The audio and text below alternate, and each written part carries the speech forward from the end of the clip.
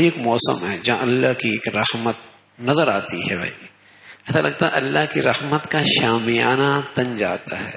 دیکھتے نہیں بھائی، جس کے لیے 2 رکعتوں کے لیے کھڑا ہونا مشکل ہوتا ہے وہ 20 رکعتوں کے لیے کیسے کھڑا ہوتا ہے. جس کے لیے نماز میں آنا مشکل ہوتا ہے وہ تہجد میں اٹھ کے اللہ کے سامنے کھڑا ہوتا ہے. جس کے لیے جو تن تلاوت کرنے کی تلاوت مشکل ہوتی ہے، سبحان اللہ کئی قرآن ختم کر لیتا ہے. یہ علامت ہے کہ اللہ کی رحمت کا شامیانہ تن چکا ہے. پوری فضا میں اللہ کی رحمت کا ایسا شامیانہ تن جاتا ہے کہ گناہگار سے گناہگار آدمی بھی اللہ کی طرف کھینچا چلا آتا ہے.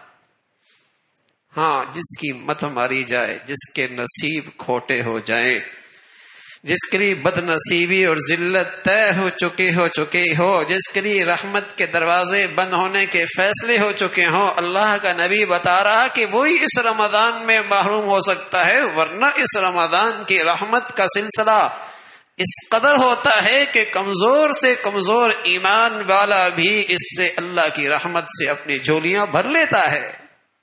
تو عدلی بد نصیب ہے، عدلی بد قسمت ہے تو اس مقدس مہینے میں علل اعلان اللہ کی نافرمانیاں کرے، رات اس کی نافرمانیوں میں گزرے، دل میں اللہ کی نافرمانی کرتا نظر آئے. اس مقدس مہینے میں بھی فرائض اس کی زندگی میں زندہ نہ ہو، اس مبارک مہینے میں بھی اس کی آنکھیں اور اس کی زبان حرام کہنے سے، بولنے سے، دیکھنے سے باز نہ آئے، ازلی بد نصیبی ہے.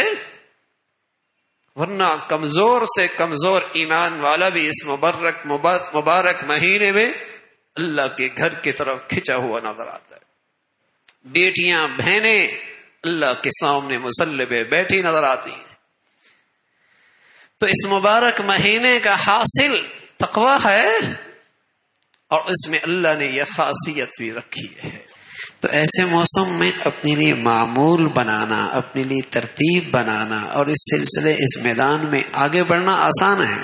تھوڑی سی ہمت کی بات ہوتی، تھوڑی سی ہمت کی بات.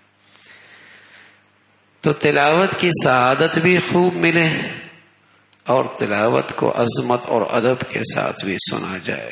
اللہ ہم سب کو یہ دولت نصیب فرمائے.